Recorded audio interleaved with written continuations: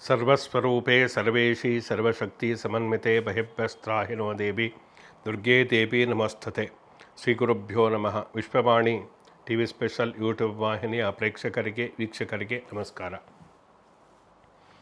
ಸಿಂಹರಾಶಿ ರವಿಯ ಆಧಿಪತ್ಯವನ್ನು ಹೊಂದಿರತಕ್ಕಂತಹ ಸಿಂಹರಾಶಿಯವರು ವಿಶೇಷವಾಗಿ ಸಿಂಹದಂತೆ ಇರ್ತಾರೆ. ಅವರ ಜೀವನ ಸಿಂಹದಂತೆ ಇರುತ್ತೆ ಅನ್ನತಕ್ಕಂಥದ್ದು. ಸಿಂಹರಾಶಿಯವರು ಅಂದರೆ ಎಲ್ಲದಕ್ಕೊಂದು ವಿಶೇಷವಾದಂತಹ ಒಂದು ಶಕ್ತಿ ಇರುತ್ತೆ ಅಂಥೇಳಿ ಸಾಮಾನ್ಯವಾಗಿ ಅಂದುಕೊಳ್ತಾರೆ. ಅಂತಹ ಸಿಂಹರಾಶಿಗೆ ಅಧಿಪತಿ ಸೂರ್ಯ, ಬ್ರೈಟ್ನೆಸ್ ಅಂದರೆ ಕೀರ್ತಿಯನ್ನು ಕೊಡತಕ್ಕಂಥವನು ಸೂರ್ಯನಾಗಿರುವುದರಿಂದ, ಒಂದು ಅಗ್ನಿತತ್ವದ ರಾಶಿಯಾಗಿರುವುದರಿಂದ, ಈ ಎಲ್ಲ ಕಾರಣದಿಂದ ಸಿಂಹರಾಶಿಯವರಿಗೆ ಒಂದು ವಿಶೇಷವಾದಂತಹ ಅಭಿವೃದ್ಧಿ ಜೀವನದಲ್ಲಿ ಉಂಟಾಗುತ್ತೆ ಅನ್ನತಕ್ಕಂತಹ ನಂಬಿಕೆ ಇದೆ. ಜುಲೈ ತಿಂಗಳಲ್ಲಿ ಸಿಂಹರಾಶಿಯವರ ಒಂದು ಭವಿಷ್ಯ ಯಾವ ರೀತಿಯಾಗಿರುತ್ತೆ, ಜುಲೈ ತಿಂಗಳಲ್ಲಿ ಸಿಂಹರಾಶಿಯವರು ಏನನ್ನು ಮಾಡಬೇಕು, ಏನನ್ನು ಮಾಡಬಾರದು, ಯಾವ ವಿಷಯದಲ್ಲಿ ಅಭಿವೃದ್ಧಿ ಇದೆ, ಯಾವ ವಿಷಯದಲ್ಲಿ ಅಭಿವೃದ್ಧಿ ಇಲ್ಲ, ಸಿಂಹರಾಶಿಯವರಿಗೆ ಜುಲೈ ತಿಂಗಳಲ್ಲಿ ಏನೇನಾಗುತ್ತೆ, ಸುಖ ದುಃಖ ಇವೆಲ್ಲ ಯಾವ ಪ್ರಮಾಣದಲ್ಲಿ ಇರುತ್ತೆ, ಆರೋಗ್ಯ ಅನಾರೋಗ್ಯ ಇವೆಲ್ಲವೂ ಕೂಡ ಪ್ರಮುಖವಾಗಿ ಇರತಕ್ಕಂತಹ ಗ್ರಹಸ್ಥಿತಿಗಳಿಗೆ ಅನುಗುಣವಾಗಿ ನಾವು ತಿಳಿದುಕೊಳ್ಳಬೇಕಾಗುತ್ತೆ. ಸಿಂಹರಾಶಿಯಲ್ಲಿ ಕೇತು ಇದ್ದಾನೆ, ಅವನು ಸ್ಥಿರವಾಗಿ ತುಂಬ ತಿಂಗಳುಗಳಿಂದ ಇರತಕ್ಕಂಥದ್ದು. ರಾಶಿಯಾಧಿಪತಿಯಾದಂತಹ ರವಿ ಮಿಥುನ ಮಾಸ ನಡೀತಾ ಇದೆ, ಮಿಥುನ ರಾಶಿಯಲ್ಲಿ ಇರತಕ್ಕಂಥದ್ದು. ಅಂದರೆ ಏಕಾದಶ ಸ್ಥಾನದಲ್ಲಿ ಶುಭ ಸ್ಥಾನ ಅಂತೇಳಿ ಹೇಳ್ತಾರೆ. ಅಂದರೆ ರಾಶಿಯಾಧಿಪತಿ ಒಳ್ಳೆಯ ಮನೆಯಲ್ಲಿ ಅಂದರೆ ಶುಭ ಸ್ಥಾನದಲ್ಲಿ ಉಚ್ಚನಾಗಿ ಇರುವುದರಿಂದ, ಜೊತೆಯಲ್ಲಿ ತನ್ನ ಮಿತ್ರನಾದಂತಹ ಬುಧನ ಸಂಯೋಜನೆಯೊಂದಿಗೂ ಕೂಡ ಇರುವುದರಿಂದ, ರಾಶಿಯಲ್ಲಿ ಕೇತು ಇದ್ದರೂ ರಾಹುವಿನ ದೃಷ್ಟಿ ಇದ್ದರೂ ಕೂಡ ಎಷ್ಟೋ ಒಳ್ಳೆಯ ಅಂಶಗಳನ್ನು ನಾವು ಸಿಂಹರಾಶಿಯವರು ಈ ತಿಂಗಳಲ್ಲಿ ಕಾಣಲಿಕ್ಕೆ ಸಾಧ್ಯ ಇದೆ. ಕೆಲವೊಂದು ವಿಷಯಗಳಲ್ಲಿ ಅಂದರೆ ನೀವೊಂದು ವ್ಯಾಪಾರ ವ್ಯವಹಾರ, ಕುಟುಂಬದ ಕುಟುಂಬದ ವಿಚಾರಗಳು, ವೈವಾಹಿಕಕ್ಕೆ ಸಂಬಂಧಪಟ್ಟಂತೆ ಮಿಶ್ರ ಫಲಗಳು ಅನ್ನತಕ್ಕಂಥದ್ದು ಇರುತ್ತೆ. ಜೊತೆಯಲ್ಲಿ ಸಿಂಹರಾಶಿಯವರಿಗೆ ಇನ್ನು ಅಷ್ಟಮ ಶನಿಯೂ ಕೂಡ ನಡೀತಾ ಇದೆ.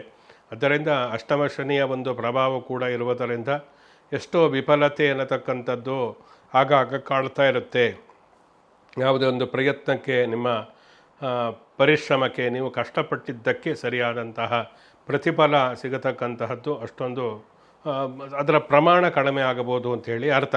ಅಂದರೆ ಯಾವ ಕ್ಷೇತ್ರದಲ್ಲಿ ಏನು ಮಾಡಬೇಕು, ಉದ್ಯೋಗ ಅಂತ ತೆಗೆದುಕೊಂಡಾಗ ಪ್ರತಿಯೊಬ್ಬರು ಕೂಡ ಒಂದು ತಿಂಗಳ ಭವಿಷ್ಯವನ್ನು ಅವರು ನೋಡ್ತಾ ಇದ್ದಾರೆ. ಅಂದರೆ ಅದಕ್ಕೆ ಪ್ರಮುಖವಾಗಿ ಅವರ ಒಂದು ಆರ್ಥಿಕವಾದಂತಹ ಅಭಿವೃದ್ಧಿಯೂ ಕೂಡ ಕಾರಣ ಆಗುತ್ತೆ. ಈ ತಿಂಗಳಲ್ಲಿ ಏನಾದರೂ ನಮ್ಮ ಆರ್ಥಿಕವಾದಂತಹ ಹಣಕಾಸಿನ ಒಂದು ಅಭಿವೃದ್ಧಿ ಆಗುತ್ತಾ, ಅಥವಾ ಈ ತಿಂಗಳಲ್ಲಿ ನಾವು ಹಣವನ್ನು ಎಷ್ಟು ಗಳಿಸಬಹುದು ಅಥವಾ ಗಳಿಸುವುದಕ್ಕೆ ಏನು ಮಾಡಬಹುದು ಅಂತ ಒಂದು ಆರ್ಥಿಕವಾದಂತಹ ವಿಚಾರಗಳೇ ಸಾಮಾನ್ಯವಾಗಿ ಪ್ರಮುಖವಾಗಿ ಇರುತ್ತೆ. ಜೊತೆಯಲ್ಲಿ ಇನ್ನಿತರ ಸಮಸ್ಯೆಗಳು ಕೂಡ ಇರುತ್ತೆ.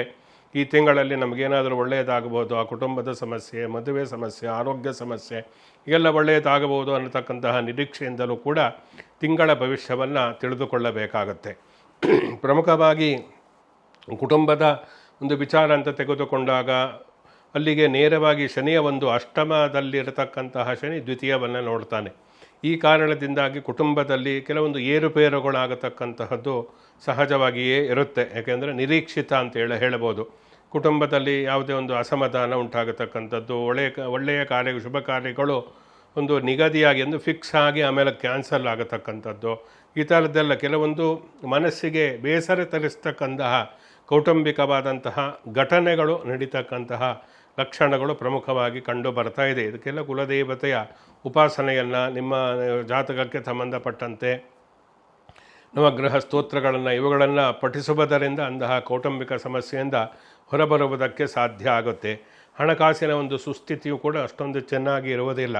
ಸಿಂಹರಾಶಿಯವರಿಗೆ ಹಣಕಾಸಿನ ಒಂದು ಸಾಲ ಮಾಡತಕ್ಕಂಥ ಪರಿಸ್ಥಿತಿ ಬರ್ಬೋದು, ಅಥವಾ ಸಾಲ ಕೊಟ್ಟರೆ ಆ ಹಣ ತಿರುಗಿ ಬರದೇ ಇರತಕ್ಕಂಥ ಪರಿಸ್ಥಿತಿ ಉಂಟಾಗ್ಬೋದು. ಇದೆಲ್ಲವೂ ಕೂಡ ಪ್ರಮುಖವಾಗಿ ಉಂಟಾಗುತ್ತೆ. ಆದ್ದರಿಂದ ಆ ವಿಚಾರದಲ್ಲಿ, ಆರ್ಥಿಕ ವಿಚಾರಗಳ, ಹಣಕಾಸಿನ ವಿಚಾರದಲ್ಲಿ ಎಚ್ಚರಿಕೆಯ ಹೆಜ್ಜೆಯನ್ನು ಇಡತಕ್ಕಂಥದ್ದು ಒಳ್ಳೆಯದು.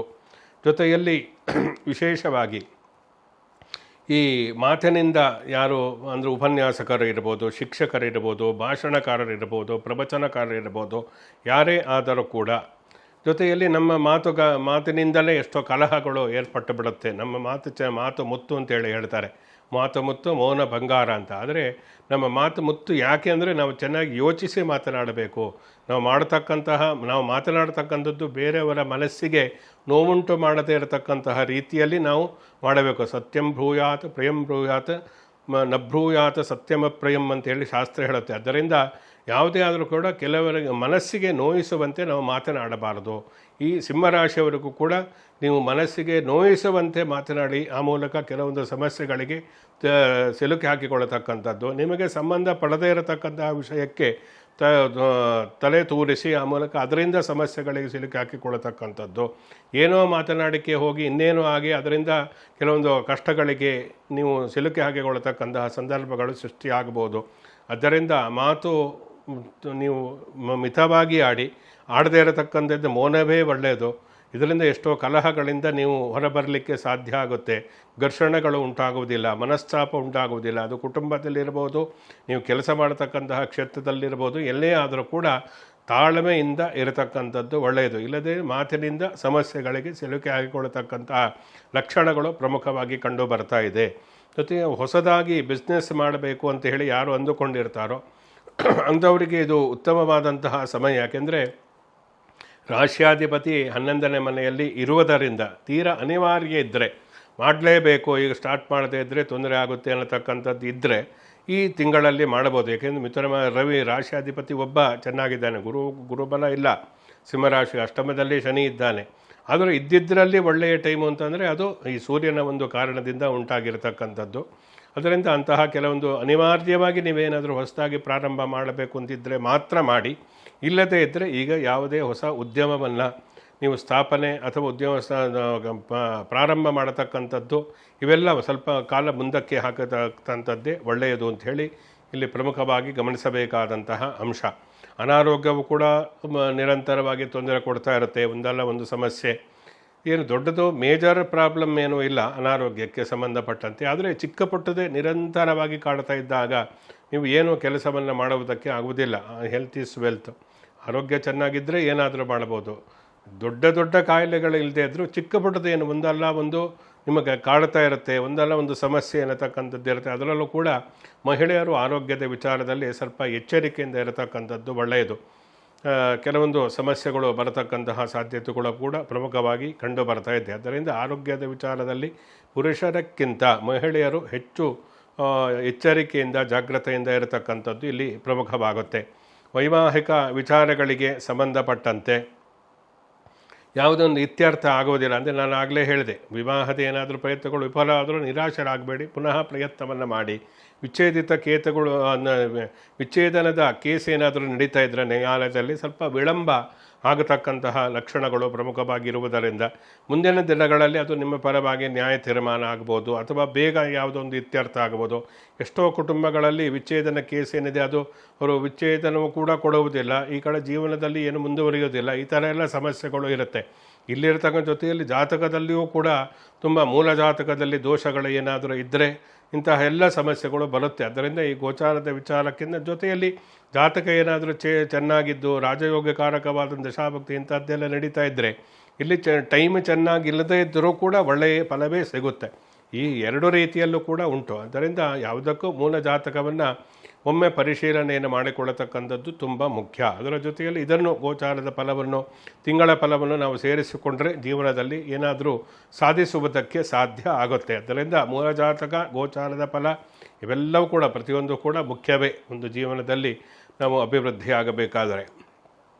ಹೀಗೆ ಪ್ರತಿಯೊಂದು ಕ್ಷೇತ್ರದಲ್ಲಿಯೂ ಕೂಡ ಈ ಸಿಂಹರಾಶಿಯವರಿಗೆ ಮಿಶ್ರವಾದಂತಹ ಫಲ ಸಿಗತಕ್ಕಂತಹ ಲಕ್ಷಣಗಳು ಕಂಡು ಬರ್ತಾ ಇದೆ. ಅದರಲ್ಲೂ ಕೂಡ ಶುಕ್ರ ಅಲ್ಲಿಯೇ ಇರುವುದರಿಂದ ಈ ಸಿನಿಮಾ ಕ್ಷೇತ್ರದಲ್ಲಿ ಯಾರು ಕೆಲಸವನ್ನು ಮಾಡ್ತಾರೋ, ಸಿನಿಮಾ ನಟರು, ಸಹನಟರು, ಪೋಷಕ ನಟರು, ಧಾರಾವಾಹಿಗಳಲ್ಲಿ ನಡೆಸ್ತಕ್ಕಂಥವ್ರು ಇಂಥವರಿಗೆಲ್ಲ ಕೆಲವೊಂದು ವಿಘ್ನಗಳು ಬರುತ್ತೆ. ಅಷ್ಟೊಂದು ನೀವು ನಿರೀಕ್ಷಿತವಾದಂತಹ ಸಾಧನೆ ಯಶಸ್ಸನ್ನು ಗಳಿಸುವುದಕ್ಕೆ ಸಾಧ್ಯ ಇಲ್ಲ. ಜೊತೆಯಲ್ಲಿ ನಿರ್ಮಾಪಕರು ಹೊಸದಾಗಿ ಯಾವುದಾದ್ರೂ ಧಾರಾವಾಹಿ ನಿರ್ದೇಶನ, ಕಿರುಚಿತ್ರ ನಿರ್ಮಾಣ, ಸಿನಿಮಾ ನಿರ್ಮಾಪಕರು ಇಂತಹವರಿಗೆಲ್ಲ ಹಾಕಿದಂತಹ ಬಂಡವಾಳಕ್ಕೆ ಸರಿಯಾದಂತಹ ಲಾಭ ಬರುವಂತಹ ದಾರಿಯಲ್ಲಿ ಹಲವು ರೀತಿಯಾದಂತಹ ಅಡ್ಡಿ ಆತಂಕಗಳು ಬಂದು ಅದು ಅಲ್ಲೇ ಸ್ಟ್ರಕ್ ಆಗತಕ್ಕಂತಹ ಸಾಧ್ಯತೆಗಳು ಕೂಡ ಇರುತ್ತೆ. ಸ್ವಲ್ಪ ಎಚ್ಚರಿಕೆಯಿಂದ ಅಂತಹ ವ್ಯವಹಾರವನ್ನು ಮಾಡಿ. ಒಳಾಂಗಣ ವಿನ್ಯಾಸಕಾರರು, ಹೊರಾಂಗಣ ವಿನ್ಯಾಸಕಾರರು ಇಂತಹದ್ದೆಲ್ಲ ಮಾಡತಕ್ಕಂಥವ್ರು, ಛಾಯಾಗ್ರಾಹಕರಿರ್ಬೋದು, ಜೊತೆಯಲ್ಲಿ ವಿಶೇಷವಾಗಿ ಜಿಮ್ ತರಬೇತುದಾರರು, ಜಿಮ್ ಟ್ರೈನರ್ ಯಾರಿದ್ದಾರೆ